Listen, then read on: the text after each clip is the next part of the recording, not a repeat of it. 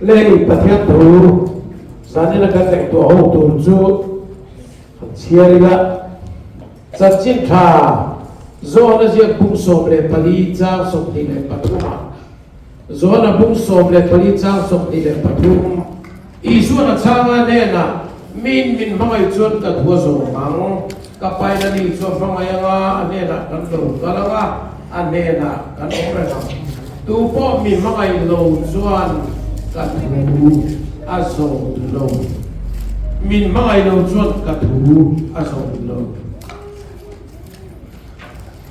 san chin tha so na sia bung som ni le pakhat bung som ni le pakhat trang som le panga thâu le Isua in la voi thum na trang som le panga tin tu khona Isua Simon Peter ne na chuan Simon zo hana fa pa he te yan min ma zo atia ani chuan ane na o lal pa ngai na cheti ke tia ani chuan ane na ka beram lo te chomro atia ten avoi ni na ane na Simon zo hana papa nangin kei mi mangayem atilea ani chuan ane na o lalpa ngai na chati ke atilea ani chuan ane na ka beram ten kolro atia tena voi dhumna chuan ane na Simon zo hana papa nangin kei mi ngai na em atia ten avoi dhumna nangin mingai nai man he na tiawa chuan petera lungaya ne na lalpa eng kimikya kangai na chati he ati a Isua na he na ka beram te chomro ti tak me bin ka kilache inau pan lai khan itai phe ngai du na phe kal thi na nimasele upathunai puti pharanga midang nen phe sarsia idu lo dalama Ankayam se atu tiang lim lalpan kansatan mal min som sakro se Amen. Zanina kan ngai tu awatana kan khansu poi mo de mai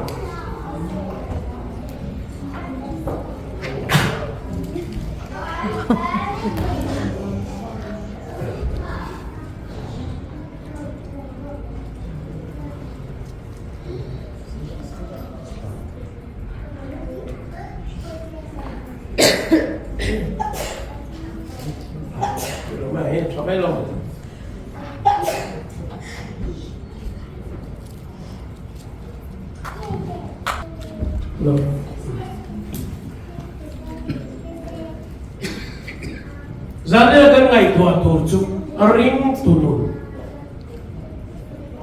kan limpio po kan lompio po kan kau thei lo na pakhat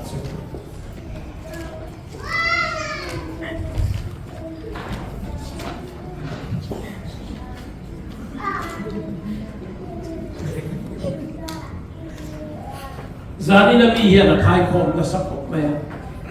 chu kan ngai tua na om sel ring tu tlo ring tu lo ting kan ni tu tak tak chuan Lal Isua soi apoi mo to phong it evagin po min mai lo chuan ka thua zom lo min mai chuan ka thu zom thole Isua Lal Isua athi tu khan voi di ai lara azir ti tene na khovel zo kal ro chang chim thar ro dam lo ti dam ro atia Angkal tak suang lem loba. Saudara Simon Peter apikon leader khania anho tupa. Sahaman turin dia bakal dontia akal tak dota akal tak fele an leader na na chon lo zani chu. Pasari dan suya amanet paria. Isua sui ma an nangaya sahaman dan hakal le tadai. Saudara sahaman zana nan om nak Lal Isua thole Isua avoi thum in larda azu thengle chat lui kam so da chuan saha tin ne ba tian ei te so da che chuan thole Isua kha Simon Peter kha ati sa punlai nia asahaman kansana mihing man tu kasiamang chetia azui char to khania ma se thi don chepa Lal Isua voi thum phat sa cả hello đi Isua nên để tốt biết là cho nên cho nên là Isua nên bài mà in biết là nó bắt sắp ra cho thôi Isua phải thu mới in làm là cho mi dâu cho cái mắt của ta cho anh ấy chặt chặt anh tìm phải à ta cho thôi Isua cho lùi cái mặt khác azir tiệt ấy turan deal dâu tiệt cái Simon Peter cái câu thấy đó anh chặt chặt ta chứ helaya Peter Simon Peter anh câu tak tak chứ in câu nó giống giống anh nắp per câu nó nắp per hi mo mình pu mai in câu kan nu le pa te min thuang sia câu hi kan lo mang mi cái phải cái bình chụp và lơ sao mà nè mình phản lơ sao mình tiếng Anh mình câu tan chụp giao thế pu giao thế và lơ sao mình tiếng cái chụp mình ngâm lệ tiếng Anh chú ai lên câu nó lệ chú họ ba mình cái câu ba mình cái câu chuyện đó hết cái này thôi là Isua là tiền câu Peter là ăn câu lệ chiếc mày anh tiếng Amin pu mai ka ko apa mi Simon zo hana fa he ke nan ke min ma zo ke voi khata ti be voi thum na Simon zo hana fa pa he ke nan ke min ma e ka berap te ko ka berap te chopra adu tok to le Simon zo hana fa pa he ke min ngai nai với thùng Isua à mai sana à ba mình nè là câu chuyện Petra asar anh luôn nói idol đó là gì epo kalau lu tu nak kalau lu ni kan puram pada tim miluti se Vanlalzauva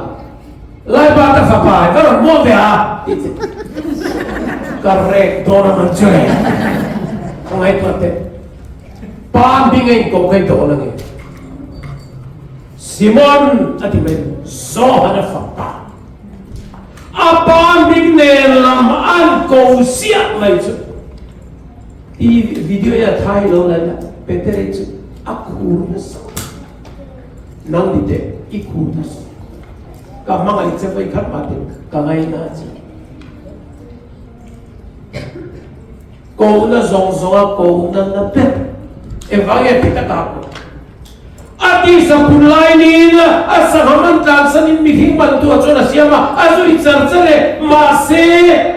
hasan na manan to meu chon ahengam lo alo bangai let lutuk lo nia athu pe cho oi pian mase Isua ba mangai na lo nia imangai beri thengil ngai mangai per tu man har sa kan wa man thengil ngai Peter chuan a mangai per lo maniam chu nau azir ti zinga minimo ati ka khela chutia an omami chutia khop chuan azui tu ulan tu sang ni ka so ipian thar lo ka ti lo ipian thar ke po somsari pathuma ka pian thar ron bolin hun pum pe ka khalve kal mangai per lo maniam chu Isua ban pona omle te ulang tak pia tharmai hian chandam makan dongalo Isua mangai len mia lo ya alo om thei khop zanya paninunga chian per turchu Isua hi imai per mangai na chu icha pue lim pue tui pui ka ya mase lali so min zo Simon Peter zo che he tian min mai zo ke asa haman tele thian dai khana hamai zokem nam po thil dang zong zong ai hian i mai bere abera ine mai chi mai ve thokat mai te ma se abera li kan la pa aber khen he ani chon zong zong min mai wa gi ber ni he tu ve ta chu ni ring tu tlo na tu pa mai na tra pui luom vek kan ni Kavarui ring sual deu podule pat hoilo ya vazote anu na mangai le to soi turang anu to mase mangai le mialo anu do zokti tu mial cho ngai voinia pan ring to tam tak cho lalpa mangai na tui pui em tra pui luam mangai le mial amen susuring tunu atau thelo lepas ni pun kat thelo ni tora pun nak buat tu bercu inu pui ini donce meja pun mi pandang rimda tu pui ada donce mi tu tak tu ingat so tak kapan lah so mi saya kop tu mi dah dia so dah mai so tak pot so di dia mi ni tu tak tu mi tu tak balai orang kita je balai tiri mi tu tak lalu ni tipak ani balai tira mi dah song ban lalu so ni nei thela rere ngai so de nei jem thelo ma se nei do tak so dah kam ban se kamai aja le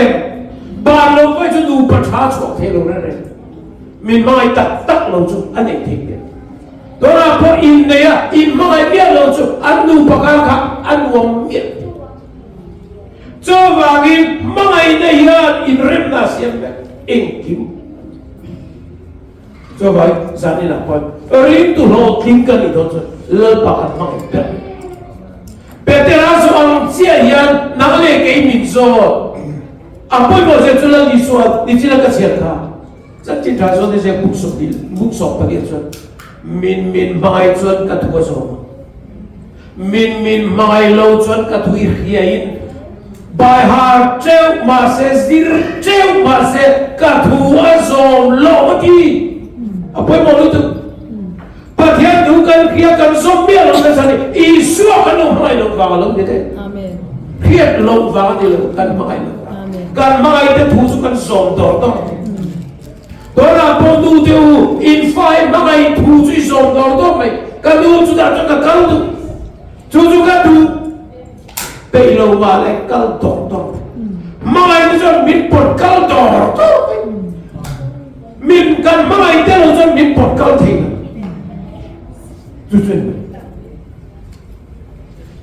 chu ni so min magai chon ka thu so min magai lo chon ka thu so dor in này rồi lại cho nó mặc mất nhỉ, karon melan sega miron melvero tipo yung chupin, kan ngay rồi lại kan lo hoy tutu, kan lo vamel, mille bitia susah, aku nom tak menen, an mel kan kiat si tote, kan inle, itu hopo yang kaya alfa umlibi lek seve tak, udah lek Oi, cakwana, an abu dong kalian makan itu kan, an kamping. Mifa con pemil, an makan fa kacau, an rila lah kacau, sian di polo, an bel siapa tiba itu an homal. Lupa kan kafan mel thati lo dua yang tinggal di pas. Kan makan itu cuma an chat nalai kan jadi boni se in pay hak se ari lu chat si kalau di kau an chat nalai kan an chat kan mai katalo mo mai de jon komplet dulu mai na kan an tuang fai kan moi lu na so so tuang kan jan nu le pa pa fa mai tak tak an suali an zip chan an mai na kan atuam min mai chuan ka thu zo min mai lo chuan ka thu zo ti ma chu ri pa cho hon la I lo ki to ring tu lo ting ri do chuan isu mai ber mai ro I thil tia pia ma mai ber mai ro he ke min mai zo ka tia sot reng chati bom ro tin kan mai tak ti chu ma an du zo kan khai amak si Paho, kapal dulu riboy. An biar lu jangan dufak loncat, an duzo tu nangai tuan cerah. Amak sih. Nu pada pun makat itu. Kan ini nilai itu, ini zona itu, an cup dekat tu tidak. Jemin kan kel. Tu ni dia pati dia kan nangai tuan orang, kan nangai tuan, kan nangai tuan. Hani nangai tak tuan mo. Apa dia ni dekat? Alu dia dekat. Mga itu kan utang kepo kamu nilai ni tak tu durga apu ka cả tuần về cả hiện nay tuần đi lâu đấy à sao cả pu về em bé rồi riêng sao thế pu lâu mình nuông cái gì ấy tiếng vang cái gì mà khác cả mấy ngày nó chăn tụi ông lâu tụi cả mấy ngày về ra vàng khan kem tiêu cho pu khan anh đi đâu chú cho lòng mình là đi xuân mấy ngày về cho mình xuân hết mấy ngày lâu thế lâu kem tiêu nó đi ra ta khá là ba mấy ngày này vàng khan khá mi thế khan mấy ngày này khá mi thế tan khan đi về khan một vấn đề em vào cái mồm lần ba mấy ngày anh em vàng khan ăn mấy ngày thế chú cần mấy du hồ sống sống bên đi được rồi bị ipasala chung thế po em tiền thì đi đuổi em về in này po đi lấy ipasala chung thế phật tu thế phật nào thế chú in đuổi về top mấy imai ber chung thế này mà khăn chú chú thì mấy ipasala tiro thì po ngay chung thế khát yang khát Lal Isua mình mang ai chuan này mang ai tiền đâu mang ai phải chơi anh đủ giống với cái hệ gì cái bộ cái gì về liền ai rồi thì đó này thì hey công công ạ rồi hey thằng la thay luôn rồi sắp ai cái lúc bộ sắp ai công liền tiêu bộ liền tiêu chứ cái này chút chút cái lấy về em vào cái bộ cái nun ai đủ giống bên này mà sắp ai công liền tiêu lên tháo tiêu bộ liền tiêu apur top anh ấy đặt thành cái chuyện nó chắc phải là cái trang xong rồi xin đôi anh đủ liệt anh đủ giống hôm khăn một cái mình buộc cái cái tiếng anh cho là mình là bị xoan vào cái chân mà anh đủ giống thì khăn chắc amen chú đi rồi Isua vào cái bơi một cái khăn thì phải là ela dia so pakatele thipe kate mina ti tram tram ka ti cho an mai ta le he khan wo man ti sa le ni ti be lo chu ni so sel po si ta vào học football bet thì cái em thi vì cô ta biel luôn ông nghề mà thiềm các ông sẽ bet ta tu chuối vì cô ta phụ việc tê nó là vắng biel luôn ôn thiệt chất khu biel cũng ngang thôi làm đấy u này là phải con ta sẽ đi xe buộc họ ngay biel luôn mà ngày bên nó lâu phui to cho nên nó không được rồi chéo ta khăn là được chắc đủ cái cho là mấy ngày tiền nha bạn sẽ mấy ngày tiền lương vàng nấu tuổi mà là một thằng cao mà biar nu di bentuma vậy mình không phù hộ trước mà cái tuy in buồn là tụi mình thật lung về thế nó là đi đâu chia phần bài cái mình nó xong đó cả đâu ôi cả thằng bằng chú ye tu te kana rawana ka tu zong te pai ka tu lum na tu te mian ti ve bok la mat la lo ti mai ro ka biar lu ten ka rinta lo re te si ui ilum le tv en lo ti pu ka lo mong so ba si ini tu sem ka nei chan fa tu choi ngai se ko ta por ka ma bi tu ka le ha la ina lo obla tv te lo e choi te chuan trôi pui lâu chứ anh na gái luôn tụi pui trôi về nói xí luôn đi nắm đi xí luôn đi họ luôn tụi con mấy mấy chia chín bạc hạt lên thì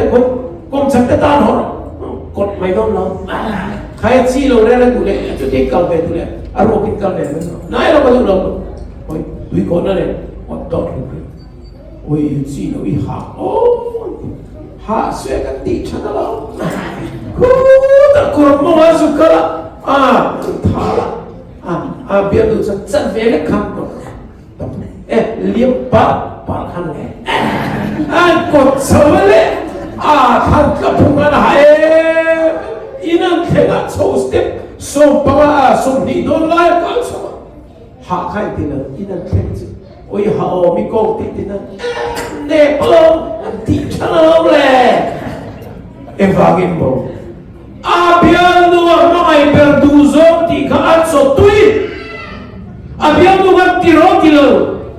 abial nu te mamo amai per du zo nuam chu ni mai tiro ti ngai cho Krista mai na chon min tir min mai te dan chone ti ve thei to ti kan sa man dia po ka sai to kha nu ho chuan afanu kor thar asin na ho chuan mo amma khalo so te afanu na ha khuda along da tu ra kai to ma a he khani ti phalo a lim to mai oi tu chu chu a afanu pe khok le kor ka ho oi it ka sang cha ke ba nge afanu du zo ma mai ber du zo ti kha ati Milan pa an mai chuan atana farkhat le po di nuaman lo tia lo san te nuaman ti ek ve te ha te nuaman tia lo amen chu ba chalam Simon Peter po he ta chang ya Lal Isua mai lo sia kya mai ve ta di turni Pentecost dia Parang yang ni podan don tra ka chok na ni phat chu khoi la ruyan ni mon ti ve Pathian tharang thiang him da to di in ni nang in lui lo in khen be nge kha he mi tharang thiang him thir ti din na tok kan ye si a ti re aduan mana pathian tu soi Isua in khen be nge kha Krista pathian tu chang dam tu ni ti an mana le an soi sa an vor he pati eng ti nge soi Isua va mual po tuar ta ka min ro ta ba min kan falo apui tro alo na ka ta phat chu khoi la Lal Isua ni ga thu soi to lo tu ri nan ti ani cho nek ti nge in tu so mai chon pathian tu som tu cha som ka ati be mi hin tu so mai chon pathian tu som tu cha so ek ti nge a hun man top dan Lalpa an mai tak tak mai chumo ahum to pa chon an man ni tu ken ben tum ni tu Isua ken be ka chon bin ken be chu ke chu trum thum ti mual pho phat to tu ka ne vai ka lu in noi la ma dam la le ligin ni ken be ro amaro puye lalpa bi chu ke ro amen mai tu ta na tur le min an chak si Engtinge mai ten mal som na to te na mai tu chon tuar hian sa to sa kha sa mara po ano siya to James ka pa ta ti chu la va be tha ta ke ni o be san chin cha rom bo na tui pui ve ta ni o be ta cho fizi rama ring e rama missionary ka ve tu ba longa chuang di tur chu da chu an long chuan pui te chu ta fan ini ti do na koi ta do fisia ini ti te do ring e rawanti a hian missionary kal ka impossible a bulu bi ti po Christian kan gelo ti kal do chu wa chan chi tha ti o so mi hi an e ya ta fan le ne buta phil la no so ta yo Kal resu, ihecialo ni kini kal hecialo no, cuma ala thelo, achau tarik, ngat ngai moi re, ita kan mai chen ichu kal una chosu, James kapata chau, apui, kapu matia kal lo se, o ithido, ita thi chau atulo, idam chu matak takarong ibon, kapu khi biết lòng quên cô lòng quên cái ta là lòng luôn nó thì nghe thiệt không à lòng luôn kalau kau hian mo thì to sai na lòng kalau kau hian kan vui tu te kai vui tir sel ve ka tu ma vui tu ka le do lo wangi khoveli Isua ta na ka thi san min vui vek ton vui to sai tunan thi turin ka kala mai thi thla ni thi to sai ka kal zo ka tan la o ve bi thi te chot tu hen lo to kalal pa ka mai le ve mai ma ta tu tuar lên về chặt về các cha cả chú cái gì thấy to cái gì ama đâu phải là pa mình chú phải cái nó Amen. chú cho nó gia đình là con là pa mà cái lên tu cho nên ama ta nên tí thấy to tí về hiện ra là xem tôi in chיר bạc hạt testimony apu anh ông ta cái chú thì thấy cái lung mai lâu chặt đâm tôi mình quay vào mà sẽ ruộng cái tốt tu riêng mình thì thấy cái lung mai chặt đâm tu tốt đồn mai lệ thara bu bạc mar quay lâu tốt chụp cái hết ulang ta mình là ba mga heti zo zai borang na kung zo quay tu bạc hạt tal chặt về anh lâu tu si ulang ta nakate unulate intimini nge koveli manaldo Madinum dale rom gariwa boy puyenne koveli manaldo acha ko cha babura la eki kan pen pansa prabha quality India ram pansa anram ko tu pa ya kavale le nula vale le ti nule pa so so afrika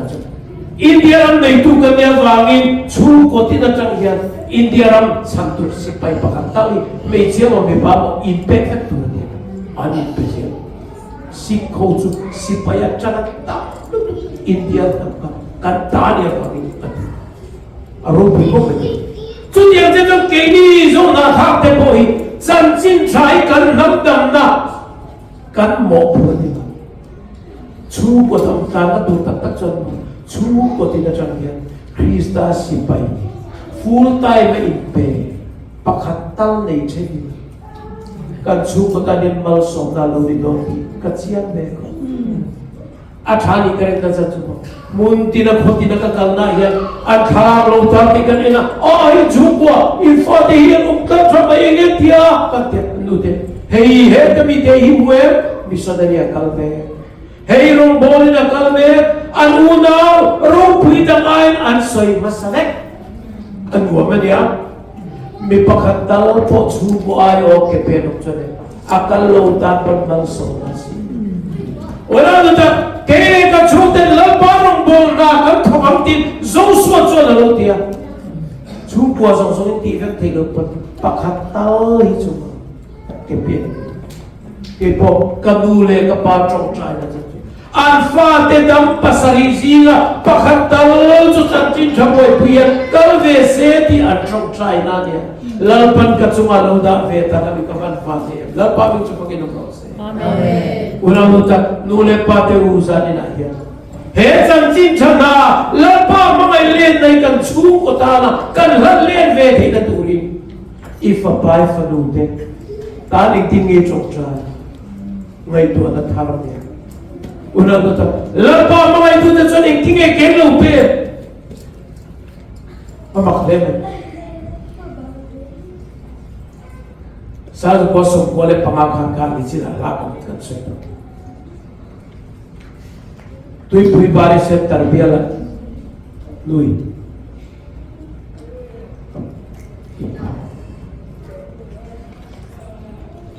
Tuy pribadi sa tarbiyala kan kan. Sudah kan karena cuan, satu revival speaker kan, biar ni fakir tu kan, bukan sama tu kan, tahu kan kau motor kan kau kan siapa kan pusat individu ingati, tu kan kau punghi martar roming thangi, real tanggal panina. An pos walang sahun na muna kalo tunak dan babak korwam siya Solomon Town. Oh, tidak. Hilo. Kataku, cacat. Kacati. Kadukong. Kadanglang. Sudia sulit. Kau tak sela. Ason ka ng tensu. Alumpung ka lang. Lalpatan tuwar sa kahuam law tipo. Kahuam. Tikap. Long siya ko. Miro puidante, kamay po. Lalpatan tuwar sang nilaw ti huwam apuy le katsiyara kami tuy ka. Apiar huwam kan bating su ang salum na lain tak majumin rita missionary ito. Amak hikatin. Helay taka yan dia zana tui pui bari center chu bas thenda hun kana chu ta tang chu tui pui bari chu meru ve hian ya ngot noi ve ram ngot noi ka tu da cha dai dar nga ve ni ta khan ta tang dar li ve la tang tui pui bari center tang tui pui bari chu sak makwa ring lo kwa missionary te ho onna to tu chu akalta bruno pakte te poli no pakte ka poeta ani mo noya kan to patian le na chok cha na chuan kowa kongsa ve ve la ka chon tu ma kha sin ve ba ko to si ring lo tang wal pani chang ba tang wal pani ka katiala beitsia le dal pang chau kala nang ta pong sualan sak ta ne chu an bu ve le kan dula pa ngai ve ta pumro lian ve ta an pong sual don ta ni an du angin lo ke thei mai la cho ve le chon tui kuk no pa poi te kha atlan se ta phuta in lam pan kha atlan ki le dai mai tui bari se ta nam ta cho ve le chon alien sok khan aswalta adong ina nepetsu apuana su saka sate saka a mejero winkai ga achang ve tatse ato pa chem pui a lai khan le adaran an satani chu vun tem ni so ataksa so thisen khala bola puan song ko buan ve atlu to a thidura chang chang cho mu pui ta ni chu bom so song ta ta cho nó thì tôi nuôi cho nó chuyển ba khăn bru đâu bọc để các công thằng à kem chân về là hắn phun đúng không à local về à rồi mình quỳ à thì xem để chú na chôn nè lấy vuông anh thì là thì khác anh chỉ là ruột suốt được bọc nè công thằng à xem in anh lại qua là pil cho hin na chôn nè thì khác anh cần sao tôi cũng đâu bọc an thati tu ma na thena missionary te ni thum ve nuwa zan khan ria tum chau lamba chora thok ni khan chau zan khan chau ria tum kal si ka ni thum ma lo ho a thona te bang ang khan le khan thona tui bari centera tui bari chuwa missionary te chon ju thon ta ngat ge kan ho tu nui amalo ho ve daplo mi zan khan ria tum chau sian te le khan lo mu me chuan ninga lai thek ka da ka thon an le kha chon kan cha injil ti tu kan phwa local kan polo tu ma kan khelo au na ko kan khelo kan polo ta lo fi an ti ta le kha an thon ki le ta lamba chora tho da bua te chon an hu chon athi a cha ni riat ni an hu chi chon ta chang chuan bang ang ta kan ho tu nu hi tha in a oma dia tin an mang ang chu kho tangin pastor ten puna missionary ten puna hokar ko isong ang tiat ti chuan kong sira avu isong ang awi do nge yang tiat an song puta ta chuan arwang chu lo troi no pa asira chuan apuan sin an portray len sa te sakek along on chu anu ina bu do ringa anda tra an sufai zane ka in ki don che unang ta lapa hmangaihtu te chuan mo atana tuaran sa kasi hey hini nolaro min thangi pui bari chu ko wa rango duaya an sa lu apon si mizo chuan len buang chua kan ti sa khat zakwa somriat pasari september thami ro sur tablai he pon sin hian amhangai ber iswar gol akan he pon che hi achet wa kan ni lo amhangai ber lali suatana ke pe la wangin ama an ata soi sa apon pe sa te saka atet ang angin tunai hian anun thuya phal la thula lo khung tha kuangarong kan bol khan min hutira din petani Amerika naman puan at tamang khóc hey puan rau pui tong lâu puan thang chua puan hey puan rau pui chu di lobi una luta lampa mga itu jajan atana hunpan anulan mo ina te bete lodu chuchum bisong dula zanina yan martar thom doi mutura vang kher Amerika rama yan kengi zongte muturi hukari upok avang ko sang nile song khan orisa rama Christian ti dudana nakinapo ang thalak dahian TV aken kan enam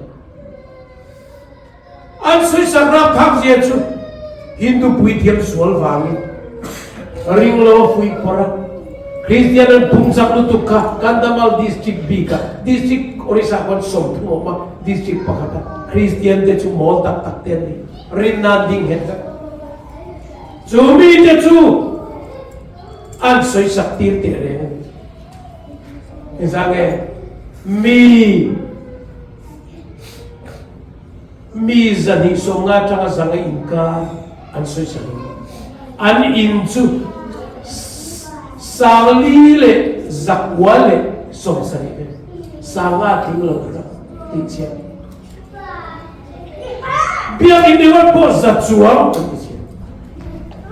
Cumia bangsa ni rompol na kan sudah. Sang ni so makan na cumia soi sakna sampai tu sang hi periak puluhan. Cumia out hom cuan kei ni rompol denga hei kan du thilu apo lalpan tu. Orisa liam turte santurin kalo dikhato. Tatang cuan kanin ruang mansota thi huwa makalangai dia. Ijuan kan liam thabeta pasari.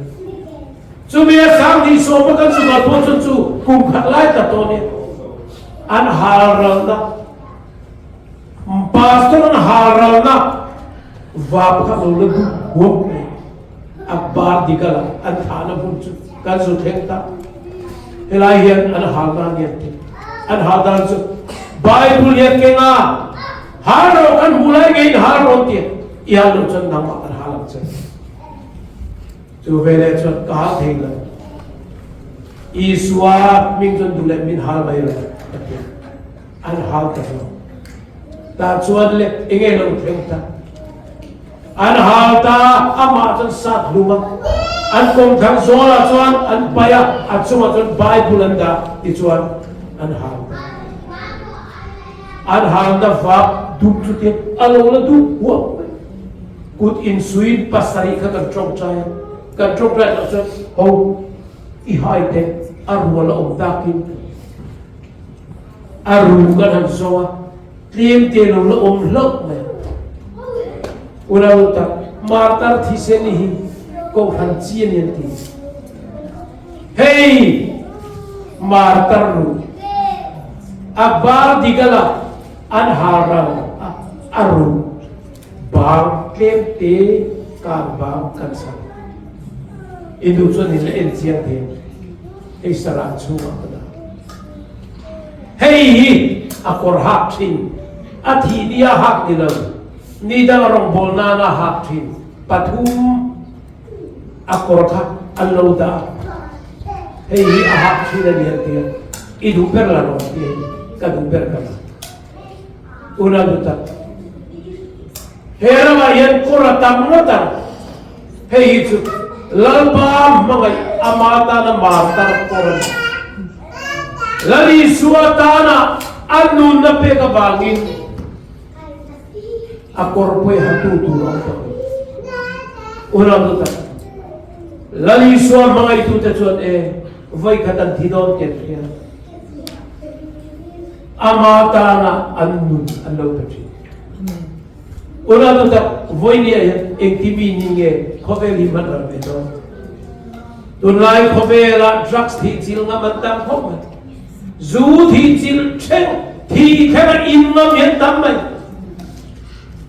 ram ta na thingam pon tam mai biandu mangai te chan lo ba ngai ti lungam pon tam mai Eng ti mi nin nge ko ve ni man le hun pu mi na idam chu in chan chin thai khilo ni par kum khat ta so cham ta te pun in pe ve the eng ti mi nge ko ve ni man lo ural ta he America ramin chan chin thak khil dar ngai poi mo ram ni lo ni ko ve ro tu chu mi ra mai chen eng ti nge ke pe te ikalo ni po in itan ka sultanin ikal beton orang tu zat ilah ya lepas itu semua hmangaihtu tana kan hmangai len ve nei eng thia kan tal na mi cho nan taksa te nan tal la an thil nei te pathian le chok tra nu min hmangaihtu kan pathian ro mi la te cho ita da tuar ve cha an hmangai len ve che wang in an wang lai hu lalpa itana thi thengari no tuar na kara po phat lovin itu le allo ita chutiang thom no nge lalpa allo nge martan thi sen kai bin puti ra ma tin pakina ro se amen lalpa martan thi sen ye ko kan chi ye malai lalpa itu ada mitam tagin ko ni ringyan itanan tua ti huwa min tu chan huwa an abe sutiang mi tu min pe ba min kan pa amen lapa itana tu tu te ni raman be amen hele lom den tana ful ve sila amen za mi puitile hmangai na lam ve chu ni ro puelo lam tu chot thir amen lapa min Kini pun tu redua pinsen. Kadang cuma nama mai bertu ini puya. Imai nak capuin himpuin kan lo, sebenarnya nam puya. Nam puin kan mai let hilau tu hilau. Kan mai let ni lalpai lo. Jadi nama mai let itu rimbit puya. Unang tu tak kasom tu ceu. Bikin thalai rual te. Nei rol deu te poin ni kehi kathawal huna kanulat huna missionary filan pai khat na na short term missionary tani ne mani full time ne mani kakal ve don khim hmangaihtu tan ka hmangai nei ka tal lang ve don ka thiam na le ka fin laro ming thagite poinan pengamal ingi kangam pi Kang val kan ni vemi pada tema. Ulang tu tak. Kei in pega bang kan ikal mal cung don tinan lo. In buat segala pangre. Kei missionary turia. Kei matak sangai. Kala in pevete ngare morei lo mo short term tal point kal chua ve chu kala tung khim don kadule ka pakaron man lo. Katum veri terem chang the piang chu missionary kalakal vedon ti the om lok chu chalai rualte khoi takin nu le pa te poni chu so tiang tu jok kai pe vedon ti the piang inom huna khoi te lo di tu ka som chu inom lok chu lo di ro inom be Lalpan mal som chero se amen dai lo me Lalpan mal som chero se dai lo me Lalpan mal som cerok se. Nola pakan lalpan min pe lalpan min tu fakinam ro se. Amen. Ipe ngai len dena turi lalpan mal som cerok se. Amen. Tuna kei nolong ibeta. Arep cha chian. Mase missionary pakhat na na chu. Kan chu kwa ya. Kan long pun ba pun kan ong the. Kan pun kan in dai tak chuang. Pakhatero chu kan chu ko pol hian pa kan ya lu kan ya so ve ra te khatin seng za ya India takka chu sarge don lai te ya a chom thei le dora pot chom tur chu DTI zil chu ke mo zat mission training chu kan orisarama discipleship training chuang engwa zat omre chung telam te po chu ka chom ve chu ko ai oi dollar za khatin voi khada pek khat pawai lo khatin pek tu kum khat chung na na kan tiam ve te reng ti thei kan miel chon khoi te lo ding ro ino missionary pakhat ka chom ve do lalpan mal som chero se lalpan mal som chero se lalpan mal som chero se lading chero la thut lo tu lading chero lalpan mal som chero amen hallelujah mi parung lalpan min pe lalpa min chu faginam ro se hey pem na nga takai ni len thei na turin in chung koi lalpan hoi mal som chero se amen thurong le alo amen le tuna chuan hen sinat changin ma ka som ve no kei asa em chon ka thei no a som nga tal pon kan chan venge dolar som ngai khatin kan ti ve ram do te ti thei lo miel chuan khoi takin lo di turin ka som chu inobe to kan ye ai poni se khen sina chon chon ma chu ka son don rim thil pe rong bo na bo chung trai tama mo ma son na chan chin than hil na laman ma ka son don rim ti ka puang ti the piang khoi takin ban ting lam lo phar te lalpan mal som chero se lalpan mal som chero se alo mo me mi thanem per mai athanem zo mason tura intiang nam lalpan min pe lalpan min chu faginam ro se amen hein per na ne he ko khana rombol na kalzel na tura po nei tu chan changa irombol na mason zel turin lalpan koi mal som chem se lalpa he zani na ina to ro pu itak kan bua ram tara mali tak sange pedute som tura in pengam che minat buat sai apan lutak Hudi sa chantin na ko lalpa chukot intimal sobra iswar joy mo yan. Amen. Ro pwede to nal iswar mingkan kane. Amen.